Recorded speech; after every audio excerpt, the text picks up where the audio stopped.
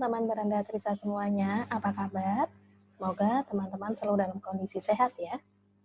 Teman beranda Trisa semuanya, episode kali ini kita akan membahas tentang socialpreneur. Pada setiap pembahasan tentang entrepreneur selalu terselip ada istilah socialpreneur. Nah, untuk mengetahui lebih dalam tentang apa itu socialpreneur, kita akan membahasnya bersama dengan seorang pemerhati socialpreneur dan juga seorang dosen dari Universitas Prasetya Mulia, Mas Kelly Kusmulyono. Kita sapa dulu Mas Kelly. Assalamualaikum Mas Kelly. Waalaikumsalam. Halo Ibu Siwi, apa kabar? Alhamdulillah. Kayaknya saya sama Mas Kelly punya kesamaan nih ya. Selama pandemi kita sibuk dengan kuliah online, sibuk dengan webinar. Betul ya Mas Kelly ya? Betul, Bu. Sama ini kesibukan kita berubah ke virtual gitu ya. Ya, betul, betul. Mas Kelly, sebelumnya terima kasih sudah mau berkunjung ke beranda saya. Namanya adalah Beranda Trisa. Di sini adalah tempat kita sharing, ngobrolin tentang entrepreneurship dan small business. Nah, terkait dengan itu ada satu hal yang sayang kalau saya nggak nanyanya adalah ke Mas Kelly, itu adalah tentang socialpreneur gitu Mas Kelly. Nah, sebenarnya Mas Kelly, socialpreneur itu apa sih Mas Kelly? Apa pula bedanya dengan entrepreneur pada kebanyakan gitu? Monggo silahkan. Oke, nah ini sih yang menarik ya Bu ya, karena istilah social entrepreneurship sendiri hadir gitu ya, ketika entrepreneurship-nya sendiri itu belum dewasa benar gitu. Kan mungkin kita tahu ya bahwa entrepreneurship masuk di Indonesia sebagai pendidikan itu sekitar tahun 2004 gitu. Dan social entrepreneur sekitar 2008-2009 itu mulai rame ketika Pak Muhammad Yunus itu dapat Nobel sekitar tahun 2006, lalu Grameen Bank kemudian itu ya Mas ya? ya Grameen Bank Bu, walaupun mungkin sudah dari tahun 60 Bill Drayton ya itu yang pendiri Asoka sudah mulai memberikan istilah pada kegiatan yang namanya social entrepreneurship ini. Cuman memang sebelum saya masuk ke definisi gitu ya Bu, yang mungkin bisa diterima secara umum, ini ada yang unik sebenarnya. Waktu itu juga saya sempat pertanyakan, kenapa pakai kata sosial gitu Bu? Ya kan, unik ya gitu ya, karena kalau di luar negeri itu sangat pas gitu, karena sosial itu maknanya positif kalau di luar negeri. Jadi disebutnya social entrepreneurship, jadi entrepreneurship tapi sosial. Nah, di Indonesia makna sosial itu lebih negatif kan ya Bu ya, kalau dirasa-rasa itu kalau saya belajar bahasa Indonesia ada namanya makna peorasi. Makna yang menurun gitu ya. Jadi tahun dulu itu kalau yang namanya sarjana adalah orang yang sekolah, sekarang namanya sarjana itu harus lulus dulu. Nah sama kata kayak sosial gini, sosial tuh kalau ditulis kerja sosial, kerja nggak dibayar. Bakti sosial, ngasih sesuatu yang gratis. Terus pokoknya yang namanya sosial tuh negatif-negatif. Nah, Terpaksa ketika gitu ya. ketemu Kesannya kalau sosial itu kayak sesuatu pekerjaan yang tidak sukarela kan gitu ya kesannya. yes, tidak, ya terpaksa betul Bu. Jadi kewirausahaan sosial jadi kayak kewirausahaan yang terpaksa. Tapi itu karena terjemahannya nggak ada lagi sebenarnya di Indonesia.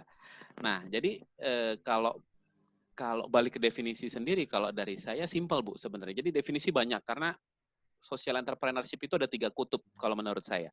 Ada kutubnya Amerika, ada kutubnya Eropa, sama kutubnya UK sebagai yang paling tua.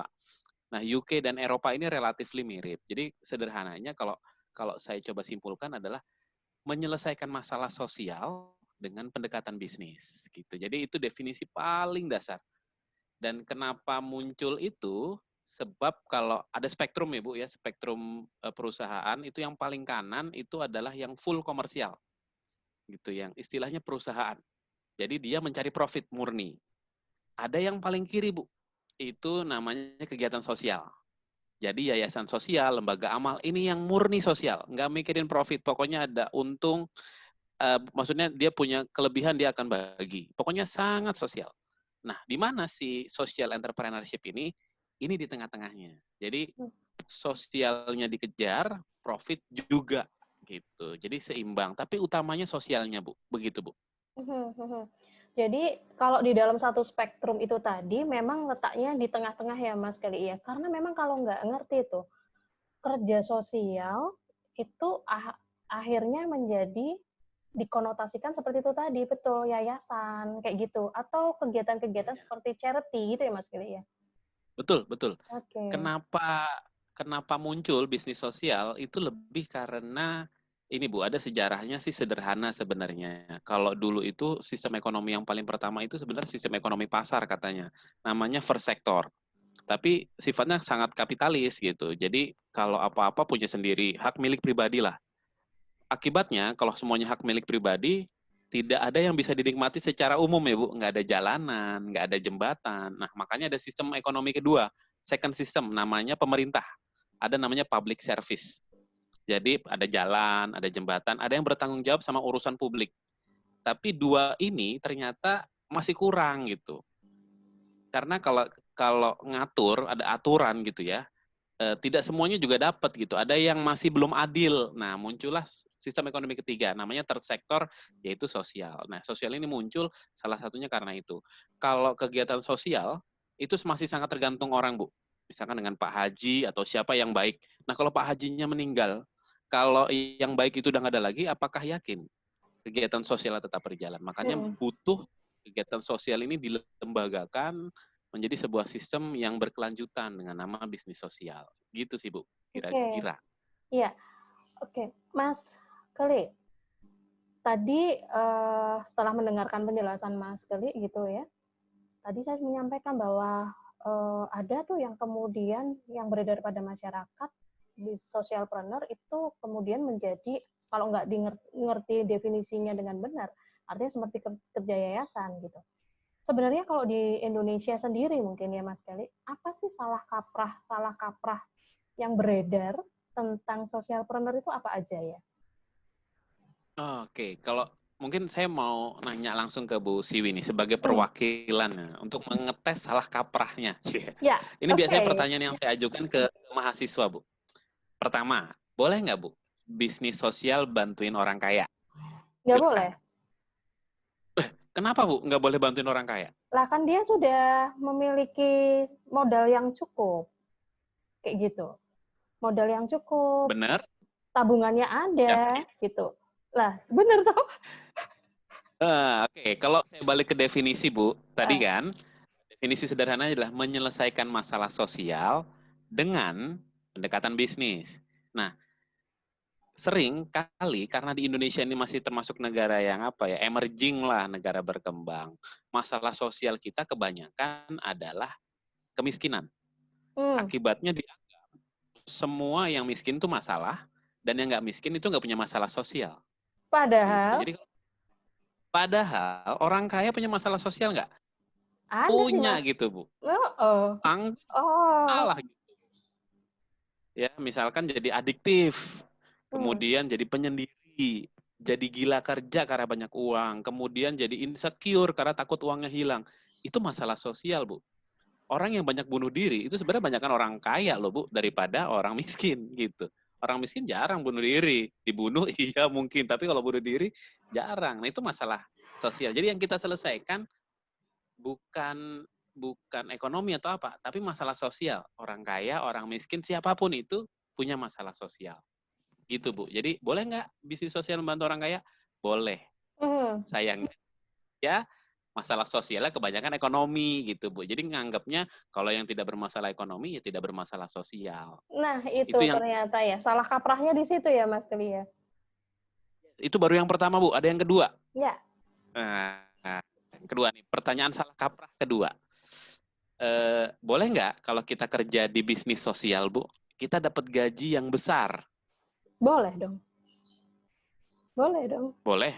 Ini bisnis sosial gaji loh, dapat gaji kan ya? Dapat gaji. Boleh dong. Karena kan dari bisnis sosial itu ada yang harus disisakan untuk membayar orang-orang yang bekerja di bisnis sosial tersebut. Yes. Berarti boleh ya. Boleh, Bu. Cuman mungkin alasannya adalah gampang sebenarnya. Bisnis sosial adalah bisnis, Bu. Gitu. Jadi ya dia harus diperlakukan sebagai bisnis profesional. Ada satu bisnis sosial di Jakarta itu dia mau merekrut CFO, Chief Financial Officer, fresh grade, dibayar 14 juta, Bu. Berarti kan sebenarnya sangat kompetitif. Gitu. Artinya bisnis sosial boleh nggak dapat gaji gede? Banyak yang bilang nggak boleh. Namanya bisnis sosial kita tuh harus susah loh gitu ceritanya ya Bu ya. Padahal enggak. Boleh nggak kaya dari bisnis sosial? Boleh. Boleh. Toh boleh, karena kita jalanin bisnis sosial, itu kita menyelesaikan misi sosial juga loh. Nah, karena biasanya Bu, yang salah kaprah ketiga, ini sebenarnya ketika jalanin bisnis sosial, itu ada 2 segmen Bu, ketika jalanin bisnis sosial. 2 segmen ini berasal dari 2 value, karena tadi, menyelesaikan masalah sosial dengan pendekatan bisnis. Menyelesaikan masalah sosial berarti ada social value yang harus dihasilkan. Dengan pendekatan bisnis maka ada economic value yang harus diselesaikan. Maka ada dua value yang harus selesai.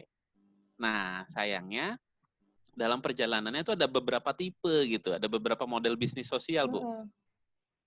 Yang sering kelihatan sama orang-orang, contohnya Gramin. Gramin itu social value yang menikmati nanti namanya beneficiaries, penerima manfaat.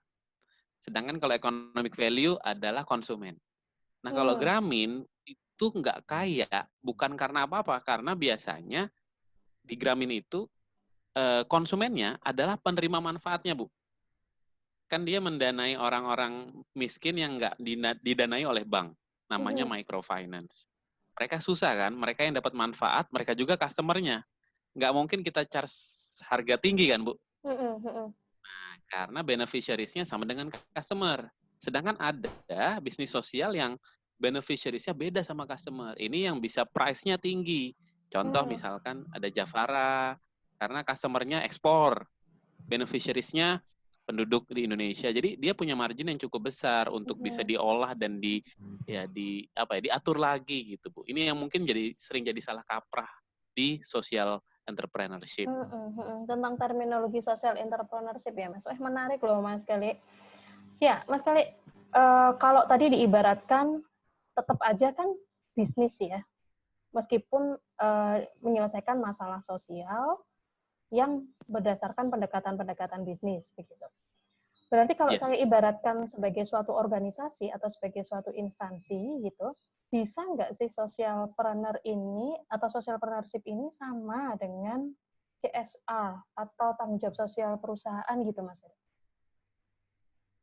Iya, nah ini yang jadi pertanyaan banyak ya, Bu.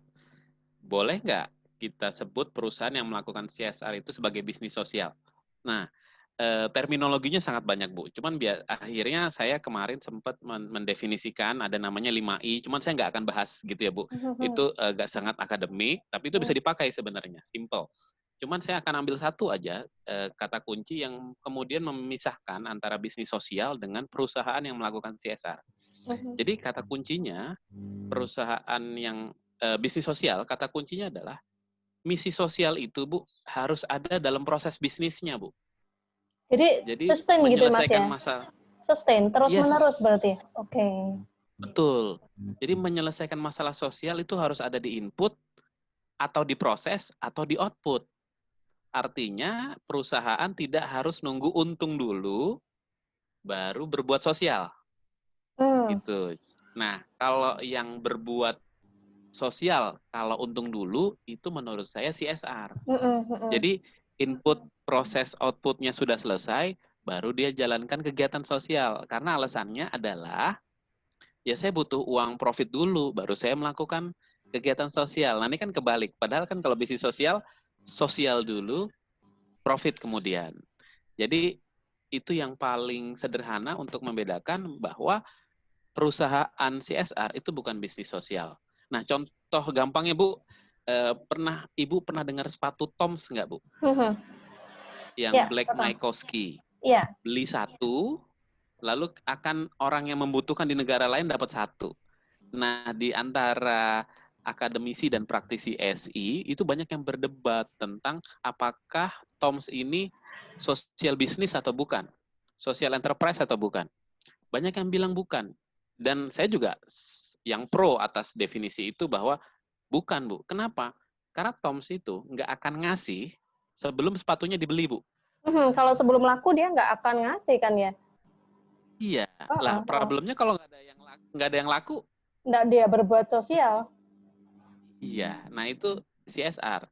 Walaupun sekarang si Tom sudah memperbaiki. Jadi dia sekarang buy one give one tetap ada, tapi sekarang dia punya supply chain, Bu. Jadi pabrik yang membuat sepatunya itu sudah meng-hire orang-orang yang apa ya?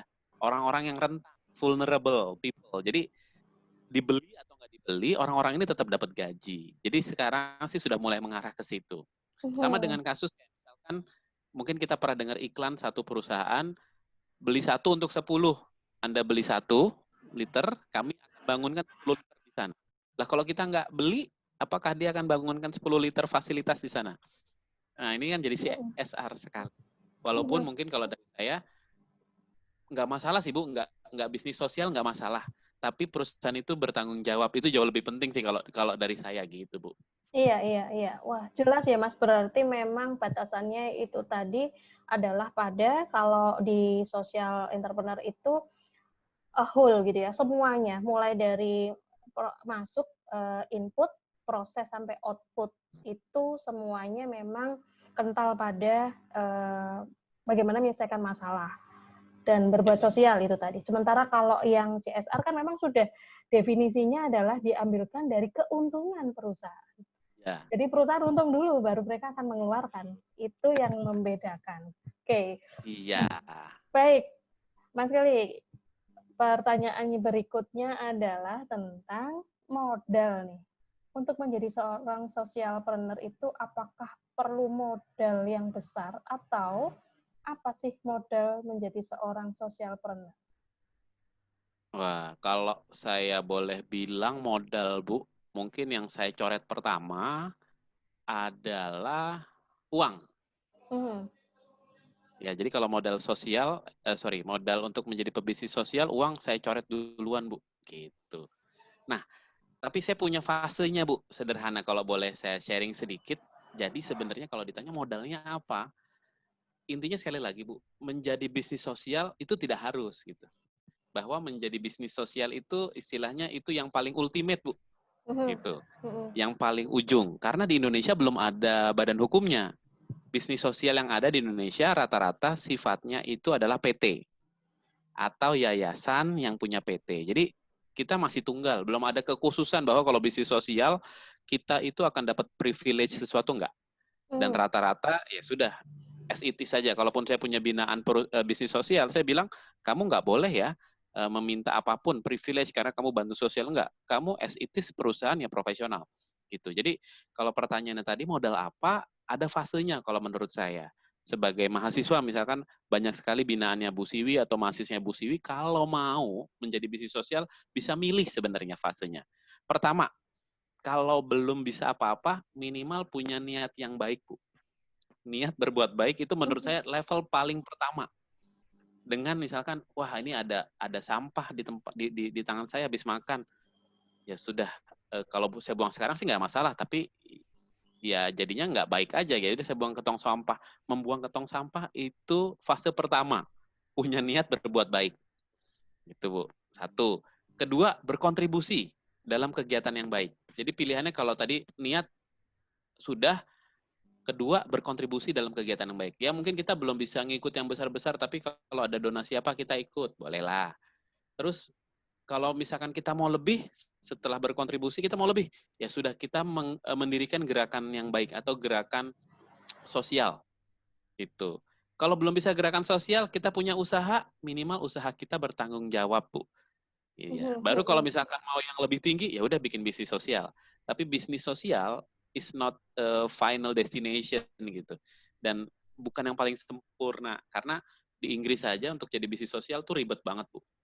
Jadi menurut saya yang penting perusahaan punya usaha yang bertanggung jawab sama semesta lah gitu. Itu udah Sama paling semua ultimate. stakeholder lah kali ya Mas ya. Sama semua Yes, stakeholdernya lah ya kayak gitu. Oke. Mas Kelly, sebelum saya menutup nih tadi ada satu yang menarik. Berarti kalau di Indonesia itu belum ada payung hukumnya. Di negara mana sih Mas Kelly yang kemudian socialpreneur ini sudah memiliki suatu payung hukum gitu? Ya, ada dua sih, Bu. Yang setahu saya. Pertama ada di Inggris tentunya, ada dua pilihannya. Namanya CIC, Community Interest Company. Tapi syaratnya perusahaan tidak boleh dimiliki pribadi. Jadi dia harus dimiliki, namanya juga community, minimal 50% plus 1 itu adalah shareholders-nya. Sehingga bisa dipastikan ketika ada keuntungan, shareholders-nya yang menerima adalah komunitasnya. Nah, makanya Mungkin di kalau di Inggris, Indonesia kayak koperasi gitu kah, Mas? iya Oh, betul oke, Bu, oke. mirip sekali dengan Mm, koperasi. mm, mm, Tapi koperasi ber-PT lah gitu. mm. Ya, koperasi ber-PT. Ada juga namanya CPO, saya lupa kepanjangannya, itu juga sama. Itu semacam charitable profit limited. Jadi kalau untuk jadi perusahaan sosial bisa juga ambil itu. Jadi kalau di Inggris, Bu, lotre, yang di Indonesia itu nggak boleh kan? Lotre itu adalah sarana paling menguntungkan untuk bisnis sosial, Bu. Jadi kalau lotre itu ada dapat 1 juta pound sterling, orang yang beli cuma 1 pound, 2 pound, itu nanti bisa dapat 1 juta pound sterling, tapi itu akan dipotong, Bu, sekitar 100.000 pound sterling untuk kegiatan amal. Nah, kalau di Indonesia udah pastilah langsung rame itu ya, nggak boleh. Tapi di luar negeri, lotre, dana lotre itu modal utama, salah satu modal yang penting dalam bisnis sosial. Nah, satu lagi yang ada tuh di Amerika, saya lupa namanya CPC atau apa, itu lebih ke arah kalau dia menjalankan beberapa beberapa misi sosial, itu nanti dia dapat privilege dari pemerintah Amerika gitu. Tapi dia bukan limited biasa gitu, pokoknya bukan LTD, tapi ada CPC atau apa, itu di Amerika ada, Bu. Oke. Seperti itu, Bu. Baik, Mas Kelly, pembicaraannya ternyata sangat menarik sekali dan teman-teman, saya rasa yang mendengarkan maupun kemudian melihat tayangan ini di channel Beranda Trisa tentunya sangat terbuka, artinya tentang pandangan-pandangan tentang socialpreneur yang mungkin tadi terjadi ada salah kaprah, lalu kemudian apa yang membedakan dengan CSR, dan kemudian yang terakhir adalah tentang modalnya tadi. Matur nuwun sangat, Mas Kelly sudah sharing Nggih, Bu. tentang socialpreneur. Semoga tidak kapok untuk kemudian sharing lagi di Beranda Trisa. Siap, siap. Ya, saya akhiri dulu. Terima kasih Mas Kelly. Semoga Mas Kelly dan keluarga selalu sehat. Assalamualaikum warahmatullahi wabarakatuh. Teman Beranda Trisa semuanya, menarik sekali diskusi kita tentang socialpreneur bersama dengan Mas Kelly. Semoga teman-teman bisa mengambil manfaat dari diskusi saya dengan tamu saya hari ini. Saya pamit undur diri dulu. Terima kasih. Sampai ketemu pada episode berikutnya. Beranda Trisa, kami yang sharing, Anda yang sharing. Assalamualaikum warahmatullahi wabarakatuh.